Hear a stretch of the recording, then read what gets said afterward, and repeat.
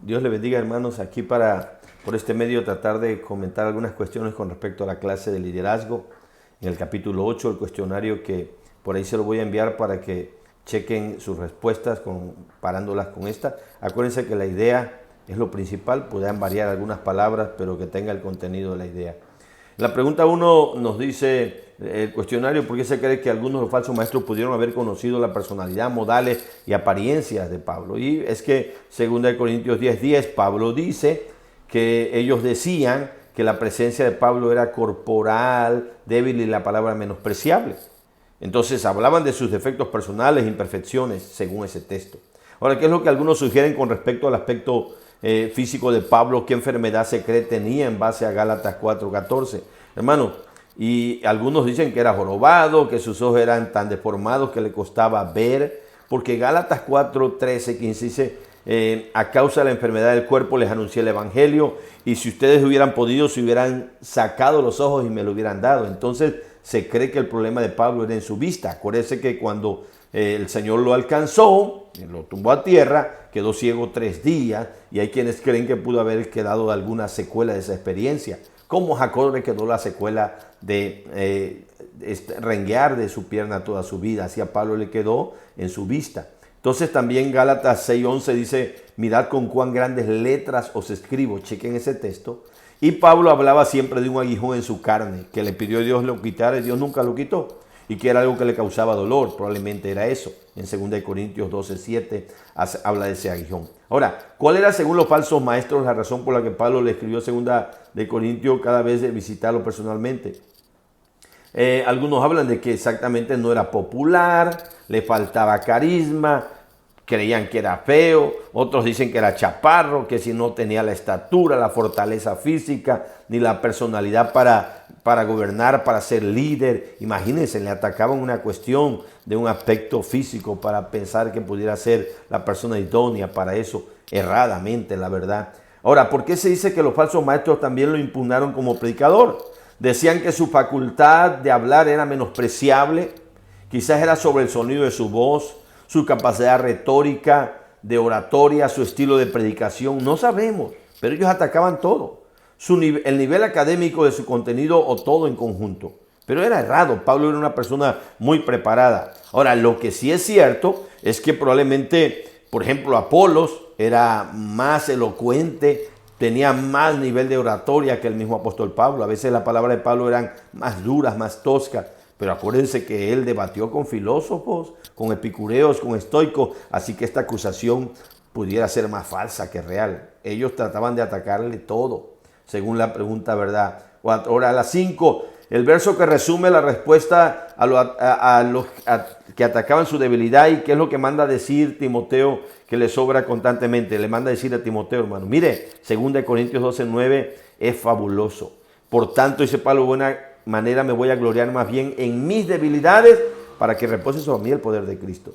Y a Timoteo le mandaba decir: doy gracias que me fortaleció, me puso en el ministerio, ¿sí? Me tuvo por fiel, poniéndome en el ministerio, pero yo era blasfemo, perseguidor, injuriador. Pablo nunca se dio el decir: yo era una chulada, me escogió Dios porque era yo lo mejor. No, él dice: de los pecadores yo soy el primero, pero no seguía haciendo, porque Cristo había limpiado y lavado su vida con la sangre del Cordero.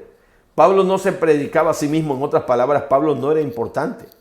Las imágenes que Pablo usa en 2 Corintios, hermanos, el capítulo 2, 4, 7, son importantes. Por ejemplo, el primero usa el término de un incensario como instrumento para manifestar el olor del conocimiento de Dios. Y en el 4, 7 todavía es más fuerte. Él dice que el tesoro que Dios pone en él y en todos los cristianos lo pone en un vaso de barro. ¿Qué era Pablo? Un vaso de barro.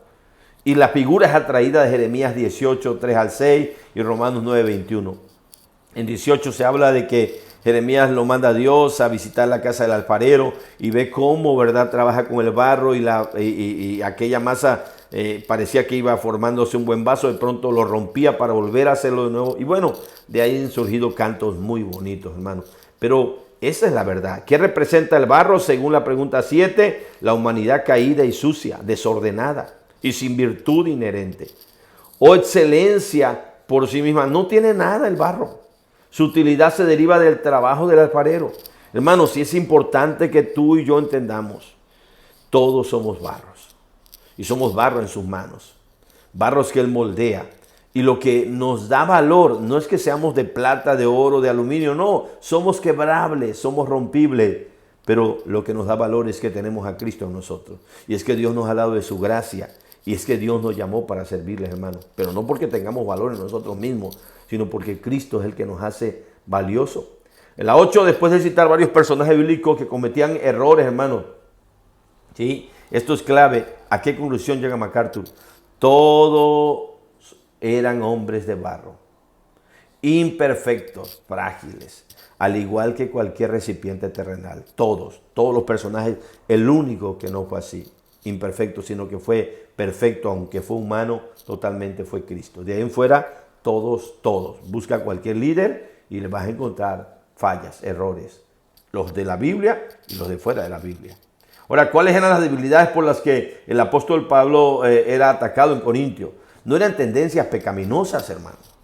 Eran limitaciones humanas, normales, eran fragilidades físicas, defectos en su estilo de liderazgo, defectos en su forma en cómo se comunicaba. Todos eran supuestos, porque ni siquiera es que eran real.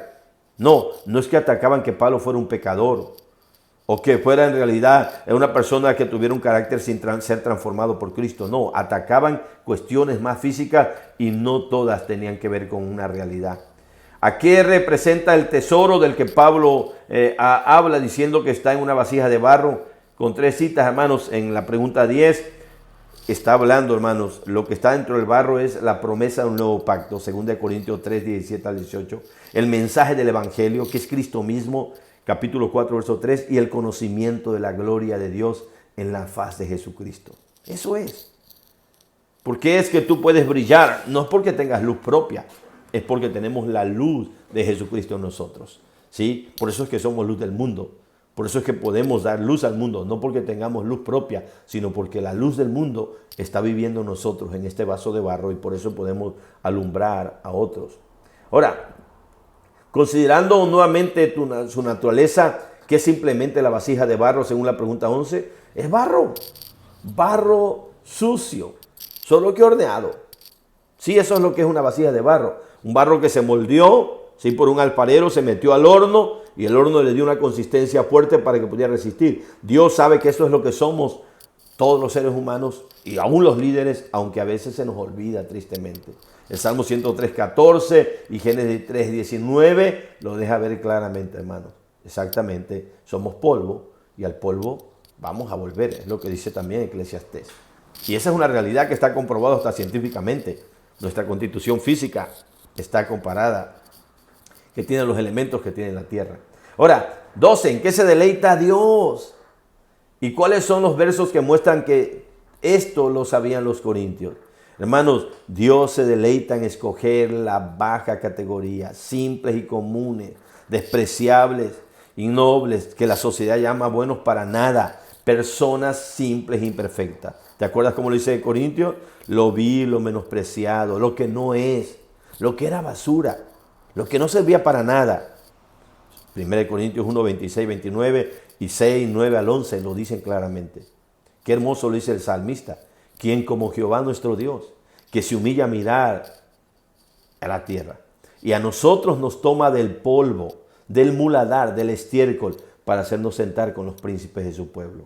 Pero es Dios el que lo hace, no nosotros por nosotros mismos. Simple y sencillamente por nosotros mismos somos simple barro, sin categoría, sin nada de valor, pero lo que nos da valor es Cristo.